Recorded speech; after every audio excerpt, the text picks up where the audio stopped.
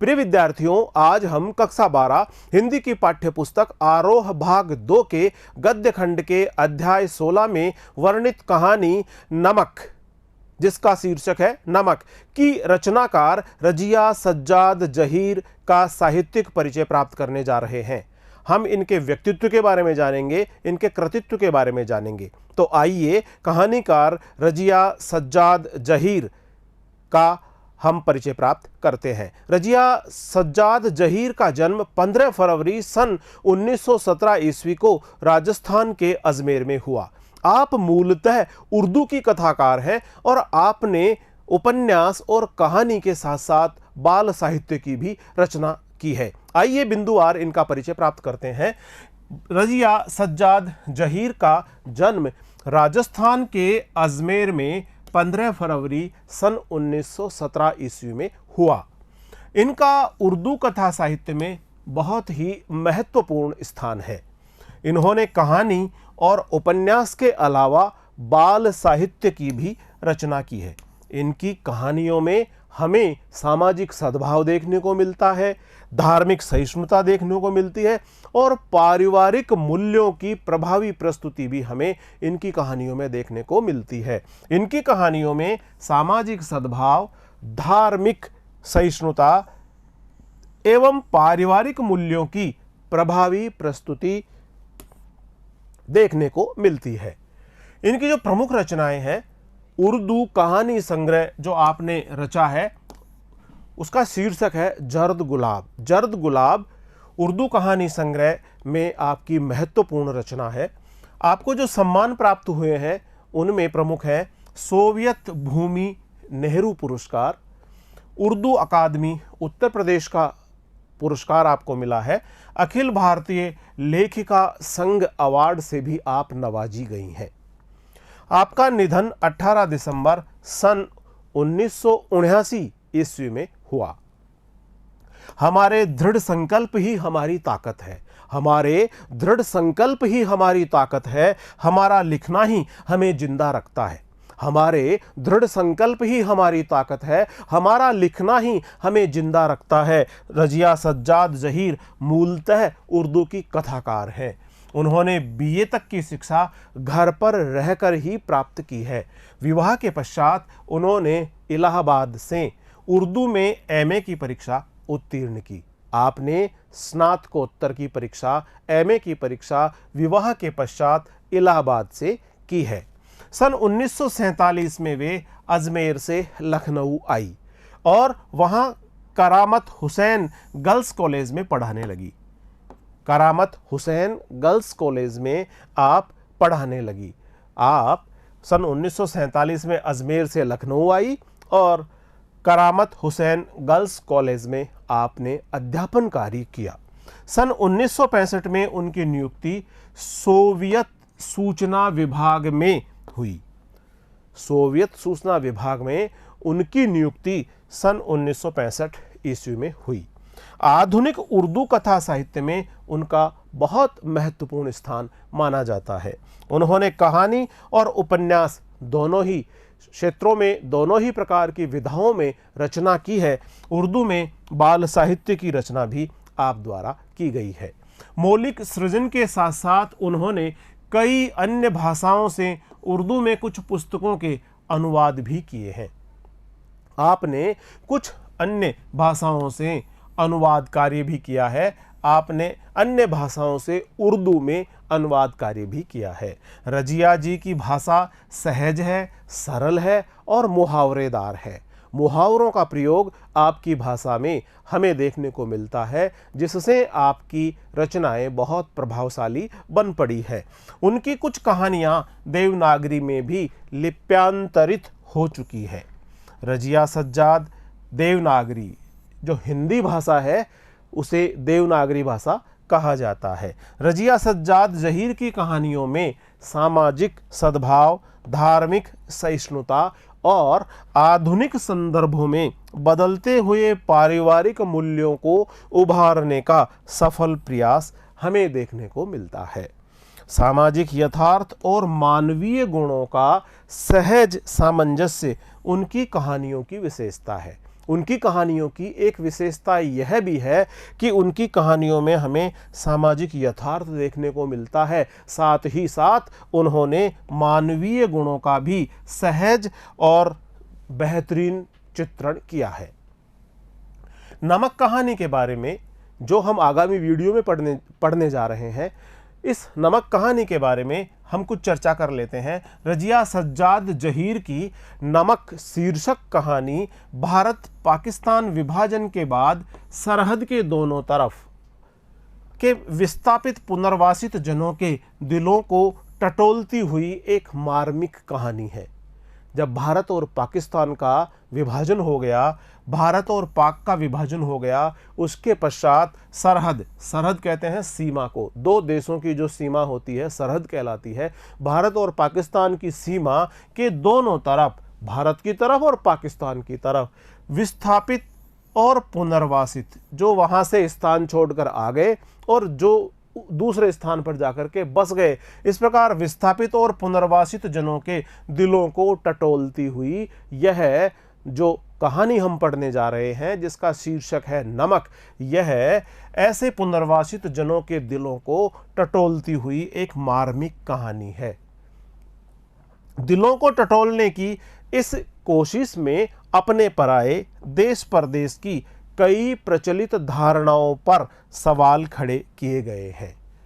विस्थापित होकर आई सिख बीबी, पाकिस्तान से विस्थापित होकर आई सिख बीबी आज भी लाहौर को ही अपना वतन मानती है।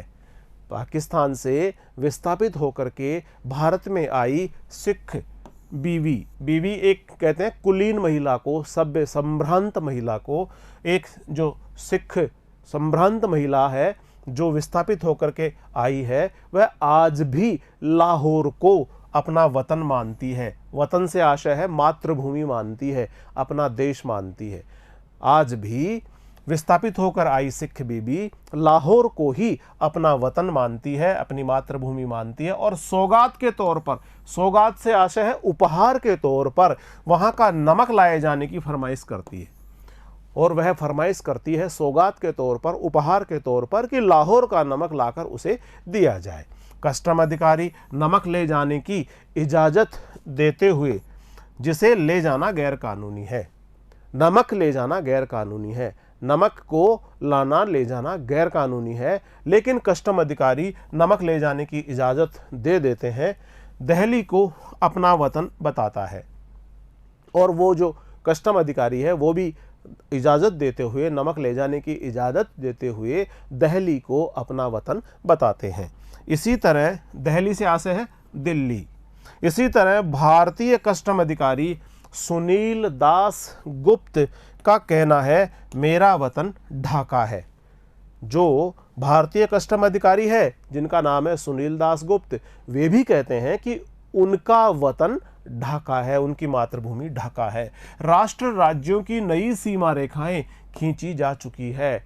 इससे आशय यह है कि भारत और पाकिस्तान अलग अलग राष्ट्र बन चुके हैं और इनके दोनों के बीच में सीमा रेखा खींची जा चुकी है, और मजहबी आधार पर लोग इन रेखाओं के इधर उधर अपनी जगह मुकर्रर कर चुके हैं। मजहबी आधार पर एक देश का निर्माण हुआ, पाकिस्तान का निर्माण हुआ, और इन रेखाओं के उधर जो दोनों देशों की सीमाएं हैं, उसके इधर और उसके उधर, भारत में और पाकिस्तान में, लोग अपनी जगह मुकर्रर कर चुके हैं, अपनी जगह तय कर चुके हैं। इसके बावजूद जमीन पर खींची गई रेखाएं उनके अंतर्मन तक नहीं पहुंच पाई है। भले ही जमीन का बंटवारा कर दिया गया हो, भारत और पाकिस्तान की भूमि का बंटवारा कर दिया गया हो, फिर भी ऐसे लोग जो अपना वतन, अपनी मातृभूमि को प्रमुखता देते हैं, जिनके हृदय में उनकी मातृभूमि सदैव उच्च स्थान पर विराजमान रहती है, ऐसे लोग जमीन पर खींची गई रेखाएं उनके अंतर्मन तक नहीं पहुंच पाई है। राजनीतिक यथार्थ के स्तर पर उनके वतन की पहचान बदल चुकी है, राजनीतिक यथार्थ के स्तर पर उनके वतन की पहचान बदल चुकी है, किंतु यह उनका हार्दिक यथार्थ नहीं बन पाया है। हार्दिक यथार्थ से यहाँ पर आशय है हृदय से संबंधित वास्तविकता नहीं बन पाई है। हृदय की वास्तविकता के साथ में, हृदय के साथ में उन्होंने इस चीज़ को वास्तविकता में स्वीकार नहीं किया है। धरती पर तो सीमाएं बन गई है, लेकिन उनके हृदय पर सीमाएं नहीं बन पाई है, उनका हार्दिक यथार्थ नहीं बन पाया है। एक अनचाही अप्रीतिकर बाहरी बाध्यता ने उन्हें अपने अपने जन्म स्थानों से विस्थापित तो कर दिया। एक अनचाही अप्रीतिकर बाहरी बाध्यता ने, यानी भारत और पाकिस्तान की स्थापना के कार्य ने उन्हें अपने अपने जन्म स्थानों से, अपने अपने वतन से विस्थापित कर दिया, वहाँ से उठाकर दूसरे स्थान पर भिजवा दिया, पर वह उनके दिलों पर कब्जा नहीं कर पाई है। नमक जैसी छोटी सी चीज़ का सफ़र पहचान के इस हार्दिक पहलू को परत दर परत उघाड़ देता है। हार्दिक पहलू हृदय से संबंधित इस पक्ष को परत दर परत उघाड़ देता है, हमारे सामने रख देता है। यह हार्दिक पहलू जब तक सरहद के आर पार जीवित हैं, तब तक यह उम्मीद की जा सकती है कि राजनीतिक सरहदें एक दिन बेमानी हो जाएंगी। लेखिका, कहानीकार इन पंक्तियों के माध्यम से हमें ये कह रही है कि हार्दिक पहलू जब तक है, जब तक हृदय वाला पक्ष अपने आप को मातृभूमि के साथ जुड़ा हुआ पाता है, तब तक सरहद के आर पार जीवित है, तब तक यह उम्मीद की जा सकती है कि राजनीतिक सरहदें, राजनीतिक सीमाएं एक दिन बेमानी हो जाएंगी, इनका कोई अर्थ नहीं रह जाएगा। लाहौर के कस्टम अधिकारी का यह कथन बहुत सारगर्भित है। उनको यह नमक देते वक्त मेरी तरफ से कहिएगा कि लाहौर अभी तक उनका वतन है और दिल्ली मेरा, तो बाकी सब रफ्ता रफ्ता ठीक हो जाएगा। रफ्ता रफ्ता, धीरे धीरे सब ठीक हो जाएगा। इसे पढ़ते हुए एक सवाल हमारे मन में जरूर उठ सकता है, क्या धर्म मजहब के आधार पर नई सरहदों के आर पार फेंक दिए गए लोगों की वह पीढ़ी जिनके दिलों में अपनी जन्मस्थली के प्रति गहरा लगाव है, के खत्म हो जाने पर रफ्ता रफ्ता ठीक हो जाने की उम्मीद भी खत्म हो जाएगी?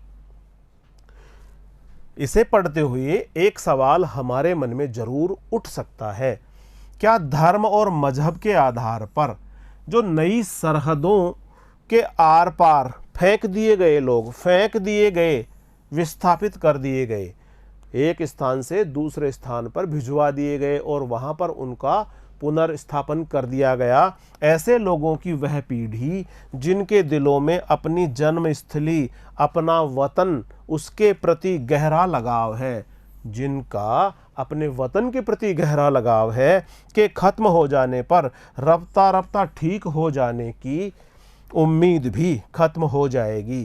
क्या नई पीढ़ी के आने पर भी यह उम्मीद बनी रहेगी? क्या नई पीढ़ी के आने पर भी यह उम्मीद बनी रहेगी? प्रिय विद्यार्थियों, आज हमने कहानीकार रजिया सज्जाद जहीर के व्यक्तित्व के बारे में जाना, इनके कृतित्व के बारे में जाना, इनके द्वारा रचित रचना उर्दू कहानी नमक के बारे में हमने जाना। अगले वीडियो में हम कहानीकार रजिया सज्जाद जहीर द्वारा रचित कहानी नमक के बारे में पढ़ेंगे। तब तक नमस्कार।